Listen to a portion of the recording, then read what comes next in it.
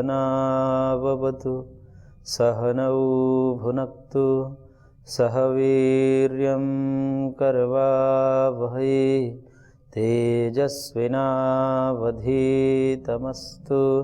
मा विद्विषावहै। ओम शांति शांति शांति। ओम श्री परमात्मने नमः। सांख्य कारिका की कक्षा में आप सभी का पुनः हार्दिक अभिनंदन है। कारिका के हम पुरुष के प्रसंग में कुछ विचार कर रहे थे। कारिका संख्या 17 में कारिकाकार ने पुरुष के अस्तित्व की सिद्धि की।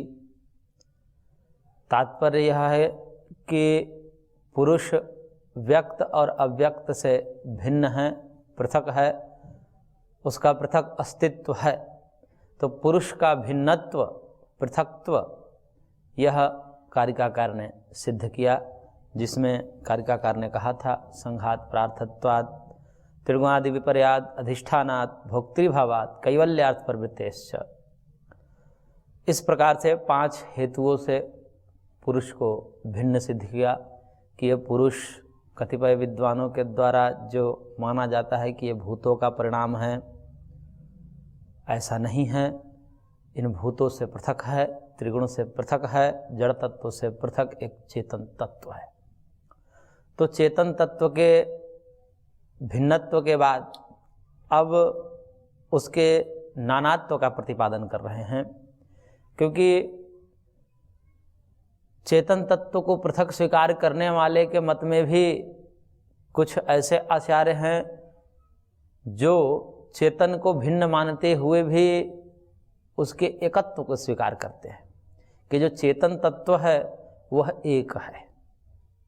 यानी कि जो यह पुरुष है सुख दुख का अनुभव कर रहा है, प्रत्येक देह के माध्यम से, देहधारी के माध्यम से जो एक सुख दुख की अनुभूति होती है, वह चेतन तत्व, जिसे आत्म तत्व या जीवात्म तत्व भी कहा जाता है, वह एक ही है। यानी कि वह सर्वव्यापक एक ही चेतन तत्व है और अलग अलग अंतःकरण से, देह के उपाधि रूपी भेद से भिन्न भिन्न प्रतीत होता है। वास्तव में वह एक ही है। तो पुरुष के एकत्व का भ्रम कतिपय आचार्यों को हुआ है और उस भ्रम का निराकरण के लिए कारिकाकार कह रहे हैं कारिका संख्या 18 में, जन्म मरण करणानां प्रतिनियमादयुगपत् प्रवृत्तेश्च पुरुष बहुत्वं सिद्धं त्रैगुण्य विपर्याच्चैव। कह रहे हैं कारिकाकार कि यह पुरुष जो है एकत्व नहीं हो सकता। क्यों नहीं हो सकता? क्योंकि जन्म मरण करणानाम प्रतिनियमात, क्योंकि ये जन्म, मरण और करण। जन्म का तात्पर्य है कि आत्मा का एक शरीर को छोड़ करके दूसरे शरीर को प्राप्त करना, यानी कि पूर्व देह का त्याग करके उत्तर देह को प्राप्त करना आत्मा का, यही जन्म है। जन्म का तात्पर्य नहीं समझना चाहिए कि आत्मा जन्म लेता है, आत्मा उत्पन्न होता है, ऐसा जन्म का तात्पर्य नहीं है। अजो नित्य शाश्वतोयम पुराणो न हन्यते हन्यमाने शरीरे, क्योंकि आत्म तत्व अजन्मा है, उसका जन्म नहीं होता। तो ये जन्म किसका होता है? तो जन्म का तात्पर्य उत्पन्न से नहीं है। उत्पन्न से भी यदि हम लें तो शरीर की उत्पत्ति से ले सकते हैं, आत्मा की उत्पत्ति से जन्म का कतई तात्पर्य नहीं है। इसलिए चेतन तत्व का जड़ तत्व के साथ संयोग होना, यही जन्म है। वह पूर्व जड़ तत्व जो शरीर आदि थे, उसका परित्याग करके उत्तर देह को प्राप्त करना आत्मा का, यही जन्म है। और वर्तमान देह का परित्याग कर देना, ये मरण है। जन्म मरण। तो पूर्व देह का परित्याग करके उत्तर देह को प्राप्त करना जन्म है, और जो उत्तर देह प्राप्त है वर्तमान काल में, उस जन्म को, उस देह का परित्याग कर देना, ये मरण है, मृत्यु है। तो ये जो जन्म है और मरण है, जो आचार्य यह स्वीकार करते हैं कि ये पूरा का पूरा चेतन एक ही तत्व है व्यक्तिगत रूप में, और एक ही चेतन है, वही चेतन हम में भी है, वही चेतन दूसरे में भी है, वही चेतन चींटी में भी है, वही चेतन हाथी में भी है, इस प्रकार से एक ही चेतन है पारमार्थिक रूप से, ऐसा जो स्वीकार करते हैं, तो उनके मत में ये होगा कि एक के जन्म होने पर सबका जन्म होने लगे, क्योंकि चेतन तो एक ही है, शरीर आदि भिन्न भिन्न है। तो एक चेतन यदि किसी दूसरे शरीर में प्रविष्ट कर रहा है तो चेतन तो एक ही है, तो सब एक दूसरे शरीर में प्रविष्ट कर जाना चाहिए, यानी कि सबका एक साथ जन्म होना चाहिए, परंतु ऐसा होता नहीं। इसलिए हम क्या स्वीकार करें? यदि एक ही चेतन तत्व होता, सब में एक ही आत्मा होती, तो एक के जन्म लेने से सब जन्म लेते, परंतु ऐसा नहीं होता। कोई कभी जन्म ले रहा है, कोई कभी जन्म ले रहा है, इस तरह जन्म में वैविध्य देखा जा रहा है, काल का भेद देखा जा रहा है, परंतु एक ही चेतन तत्व के स्वीकार करने में ऐसा नहीं होता, क्योंकि चेतन तत्व एक ही है। वह यदि किसी एक शरीर के साथ संयोग बना रहा है तो तत्क्षण उसी समय सारे के सारे उसी समय जन्म लेने चाहिए, परंतु ऐसा नहीं होता। ऐसे ही मृत्यु, यदि एक ही चेतन तत्व आत्म तत्व होता तो एक के मर जाने से सब मृत हो जाते, क्योंकि चेतन तत्व एक ही हैं, और वही एक चेतन तत्व समस्त देह के भेद से आश्रित है, यानी कि नाना देह के साथ एक ही चेतन तत्व का संबंध है। यदि वह कोई एक देह को छोड़ रहा है वो चेतन तत्व, तो उसी समय अन्य देहों के साथ भी आश्रित है, उसको भी वो छोड़ देना चाहिए, तो सबकी मृत्यु हो जानी चाहिए एक साथ, परंतु ऐसा होता नहीं, ऐसा देखा नहीं जाता। इसलिए एक साथ जन्म नहीं होता, एक साथ मृत्यु नहीं होती, ये पर्याय से जन्म मृत्यु का परंपरा, ये इसका चक्र चलता रहता है। इसका क्या तात्पर्य है? इसका तात्पर्य ही है कि चेतन तत्व भिन्न भिन्न है। एक भिन्न चेतन तत्व, एक चेतन तत्व एक देह के आश्रित से रहता है, और जितने देह हैं उतने देहधारी चेतन तत्व हैं। इस प्रकार से ऐसा जब हम स्वीकार करेंगे तो चेतन तत्व के नाना होने से, अनेक होने से, यह जन्म मरण की परंपरा, यह जन्म मरण की जो व्यवस्था है वो बन जाती है। एक अलग चेतन तत्व है वह गया, लेकिन जो भिन्न भिन्न चेतन तत्व अलग अलग हैं, अलग अलग देहों के साथ, वो बरकरार है, उसका संयोग अभी बना हुआ है देह के साथ। इसका वियोग हो गया क्योंकि ये अलग है। तो इस प्रकार जब नाना हम पुरुष मानेंगे, चेतन मानेंगे, तो ये जन्म की व्यवस्था भी बन जाती है और मृत्यु की व्यवस्था भी बन जाती है। एक साथ जन्म नहीं होगा क्योंकि चेतन अनेक हैं, वह बारी बारी से, पर्याय से देह के साथ उनका संबंध बनता है। और इसी प्रकार मृत्यु की भी व्यवस्था बन जाती है कि पर्याय से वह शरीर को छोड़ते हैं। एक अभी छोड़ा, एक कल छोड़ेगा, एक परसों, इस प्रकार से काल की दृष्टि से देखेंगे तो अभी एक ही समय में अलग अलग देह के साथ एक साथ भी हो सकता है मृत्यु, लेकिन वो सबके अलग अलग मृत्यु होंगे।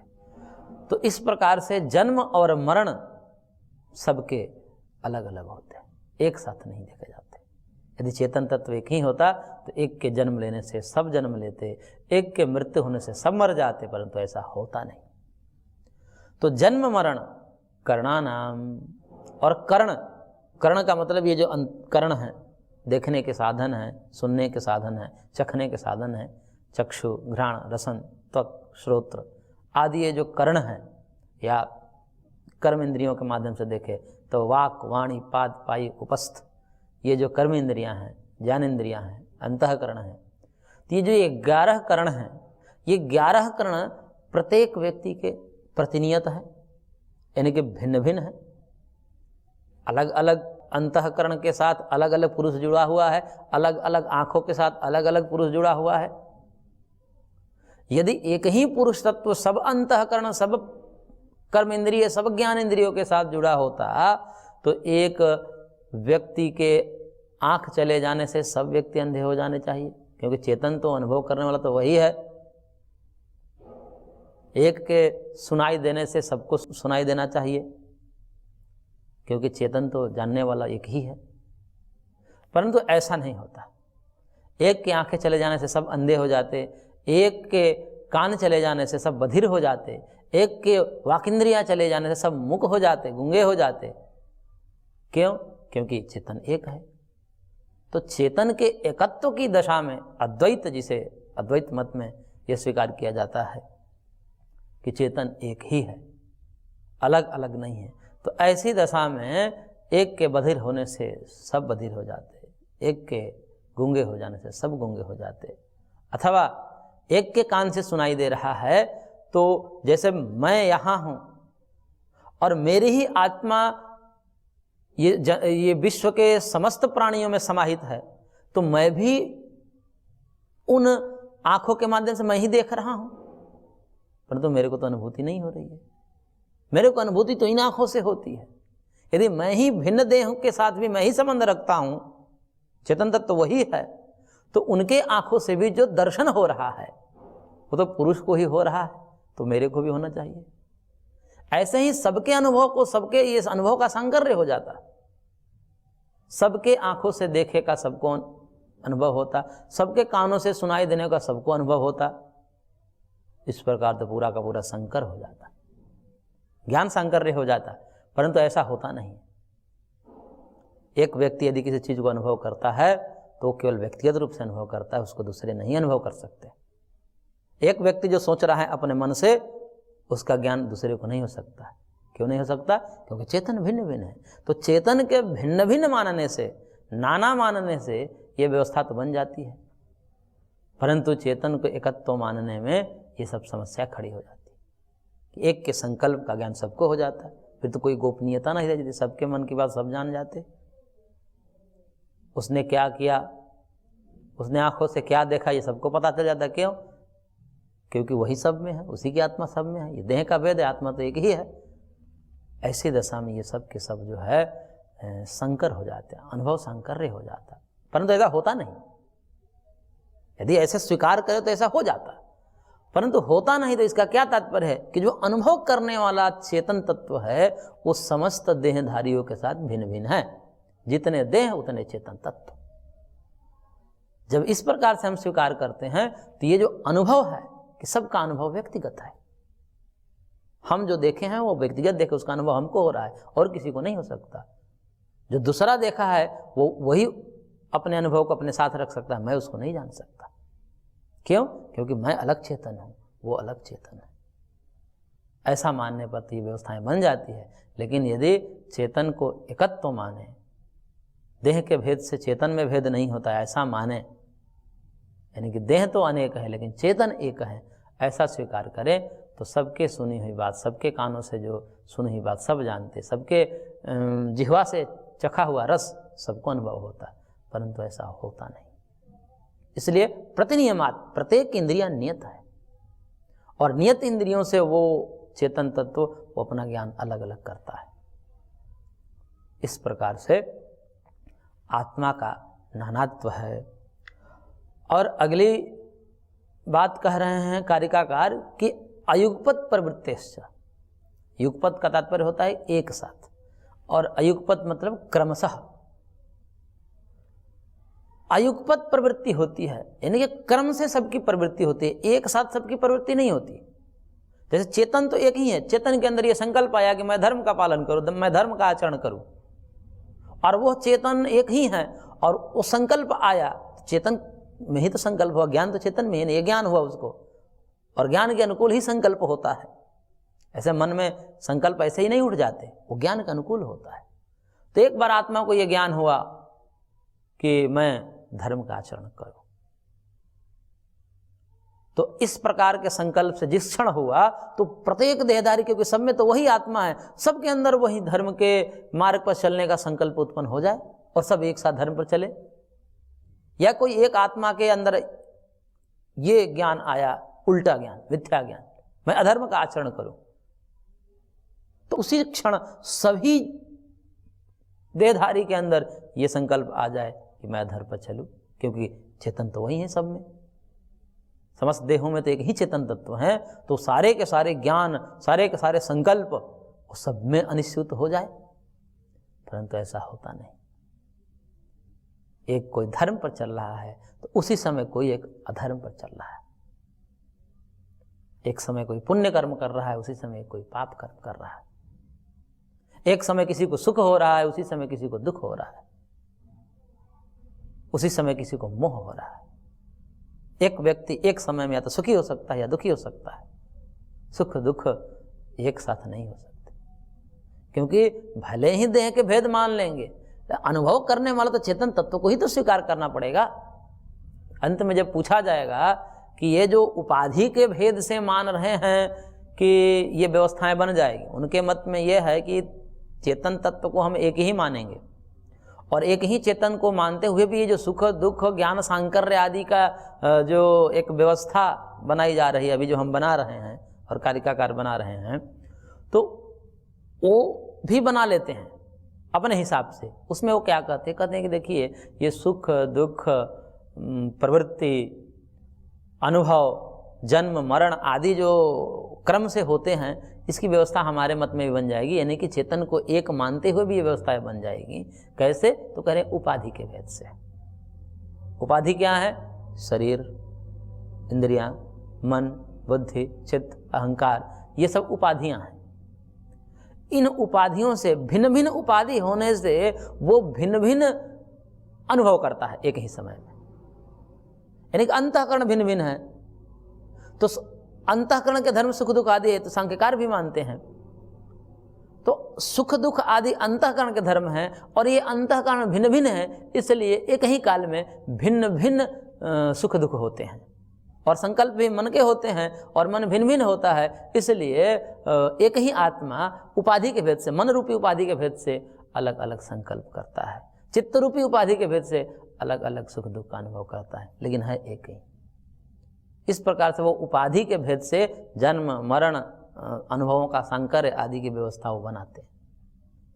परंतु उनसे पूछना चाहिए कि ये जो उपाधि है और एक उपाधि से युक्त है, उपाधि से युक्त है कौन है? वो चेतन तत्व है, और उसको एक नया पदार्थ परिकल्पित करते हैं। हालांकि ऐसा कोई पदार्थ होता नहीं, वो कहते हैं कि चिदाभास है, कि ये जो सुख दुख आदि की बिलग बिलग अनुभूतियां हो रही है वो आत्मा को नहीं होती, अपितु तो चिदाभास को होती है। चिदाभास क्या है? तो कहते हैं कि ये जो अंतःकरण विशिष्ट जो चेतन है, अंतःकरण विशिष्ट चैतन्य को जो है सुख दुख होता है, तो ये जो उसे चिदाभास कहते हैं, तो ये चिदाभास क्या बिलग पदार्थ है? जड़ चेतन से क्या बिलग पदार्थ है कि जड़ चेतन ही है? यदि जड़ चेतन से बिलग एक चिदाभास परिकल्पित करे तो तीसरा पदार्थ होगा, और जड़ और चेतन से अतिरिक्त कोई तीसरा पदार्थ नहीं होता। जो 24 तत्व होता है वो तो जड़ का ही परिणाम है, और एक चेतन तत्व। तो जड़ और चेतन के अतिरिक्त कोई तीसरा तत्व नहीं होता। यदि चिदाभास को हम तीसरा पदार्थ माने तो ये तो संभव ही नहीं है, या तो जड़ होगा अथवा चेतन होगा। तो कहते कि नहीं, ये जड़ और चेतन से युक्त है, तीसरा हम नहीं मानते। जड़ और चेतन से युक्त तो उसी को जो है उसी में भोग होता है, तो उसी को हम मानते हैं। अच्छा, वो तो हम भी मानते हैं, जड़ चेतन का संयोग तो हम ही मानते हैं। लेकिन प्रश्न वही का वही खड़ा है कि जब जड़ चेतन के संयोग को आप चिदाभास कहते हैं, तो चिदाभास में भी दो तत्व हैं, जड़ और चेतन। तो अब बताइए कि ये जो अनुभव है, सुख दुख है, स्मृति है, संकल्प है, वो किसको होता है? उस चिदाभास में जो दो तत्व हैं, जड़ और चेतन, उसी को आप चिदाभास कहते हैं।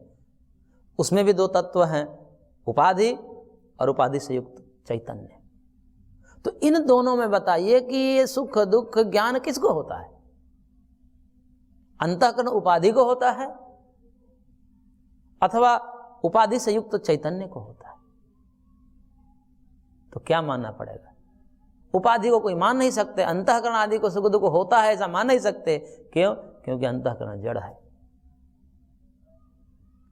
और यदि जड़ अंतःकरण उपाधि को अनुभव नहीं हो सकता तो फिर क्या बचा? दूसरा कोई तत्व नहीं है, परिशेषण न्याय से चेतन को ही होता है, ऐसा ही स्वीकार करना पड़ेगा। और यदि चेतन को सुख दुख अनुभव स्मृति आदि होती है तो वह चेतन तत्व तो सब देहों के साथ युक्त है। तो इस अंतःकरण के साथ उसको सुख हो रहा है और वही चेतन तत्व जो है दूसरे अंतःकरण के साथ उसी समय दुखी हो रहा है, तो क्या यह सांकर्य नहीं होगा? सांकर्य होने से कोई रोक ही नहीं सकता। इसलिए सांख्यकार के मत में पुरुष का नानात्व मानने में ही ये समस्त जो विसंगतियां प्राप्त हो रही हैं सांकर्य के रूप में, अयुगपत प्रवृत्ति के रूप में, इन समस्त व्यवधानों का समाधान आत्मा को नानात्व मानने में हो जाता है। परंतु आत्मा के एकत्व मानने में कोई ये रोक ही नहीं सकता। गड़बड़ होगा, सांकर्य होगा, सब एक साथ मरेंगे, एक साथ जन्म लेंगे, एक साथ सबको सुख होगा अथवा सबको दुख होगा। एक साथ कोई देख रहा है तो उसी समय उसको अन्य व्यक्ति को भी उसका अनुभव हो जाए, क्योंकि वो भी उसमें विद्यमान है। सब में विद्यमान हो जाएंगे। ऐसे तो एक ही आत्मा मानेंगे तो मेरी आत्मा इस शरीर के साथ है और वही मेरी आत्मा किसी दूसरे शरीर के साथ है, तो आत्मा तो एक ही।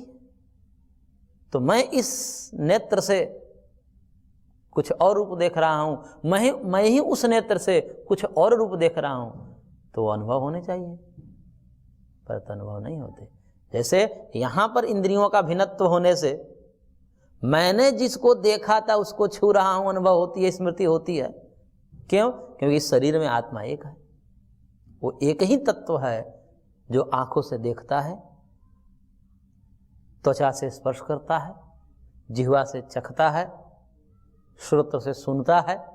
इसीलिए मैंने जिसको देखा था उसी को छू रहा हूं, मैंने जिसको देखा था उसी को आज चख रहा हूं, ऐसी अनुभूति होती है। यानी कि मैंपन जो है सब में अनिश्चित होता है, सब अंतःकरण के ज्ञान के साथ मैंपने का संयोग होता है। इसका क्या तात्पर्य है? इसका तात्पर्य है कि समस्त इंद्रियों के माध्यम से कोई एक चेतन तत्व जानने वाला है। यानी कि जैसे इस शरीर में समस्त करणों के साथ एक ही आत्म तत्व समाहित है, ऐसे ही वो एक ही तत्व अन्य करणों के साथ भी युक्त हो सकता है। अद्वैत के मत में यदि हो सकता है तो उसका अनुभव हुए बिना नहीं रहेगा हमें, क्योंकि जिस प्रकार इस कर्ण के देखने से, आंख के देखने से, जिह्वा के देखने से, त्वचा के विषयों का ज्ञान होने से उसको ज्ञान हो जाता है कि मैंने ही देखा था, मैंने ही चखा था, मैंने ही स्पर्श किया था। यानी कि समस्त करणों के साथ उस चैतन्य का संयोग है।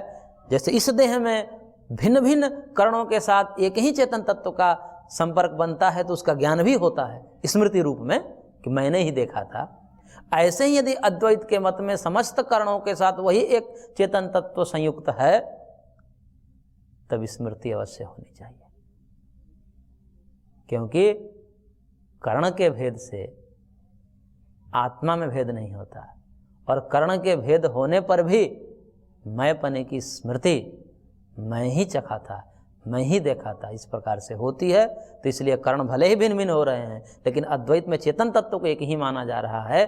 ऐसे मत के अनुसार अवश्य ही सबके ज्ञान सबको होने चाहिए, सबके अनुभव सबको होने चाहिए, सबके सुख दुख सबको होने चाहिए, परंतु होता नहीं। इसलिए हमें यही स्वीकार करना पड़ेगा कि चेतन नाना है, एक नहीं है। नाना मान लेने पर ये समस्याएं ही दूर हो जाती है कि सब कर्णों के साथ एक अलग अलग चेतन तत्व है। ये जो कर्ण समुदाय है, एकादश कर्ण है, उसके साथ एक चेतन तत्व, वो वही जानेगा। दूसरे देह में दूसरा चेतन तत्व, तीसरे देह में तीसरा चेतन तत्व, इस प्रकार के से जितने देह हैं उतने चेतन तत्व। तो चेतन तत्व के नानात्व होने में ये जो जन्म मरण, कर्णों का व्यापार, अयुगपत प्रवृत्ति, कोई धर्म का आचरण कर रहा है, कोई अधर्म का आचरण एक ही समय में कर रहा है, ये सब बातें जो हैं ठीक हो जाती है, इनका समन्वय बन जाता है। तो इन सब कारणों से पुरुष बहुत्वम सिद्धम, पुरुष का बहुत्व सिद्ध है। त्रैगुण्य विपर्यात चैव, त्रिगुण का विपर्य होने से, क्योंकि त्रिगुणों से विलक्षण है, ये त्रिगुणातीत है।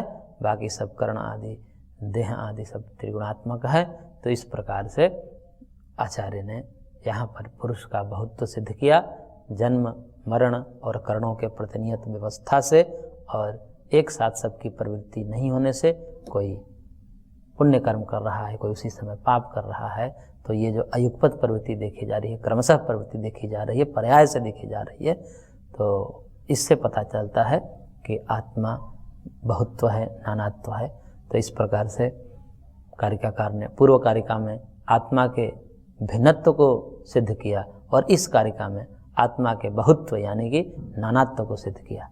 तो आज की कक्षा को हम यहीं पर विराम देते हैं, शेष अगले अंक में। ओम शांति शांति शांति।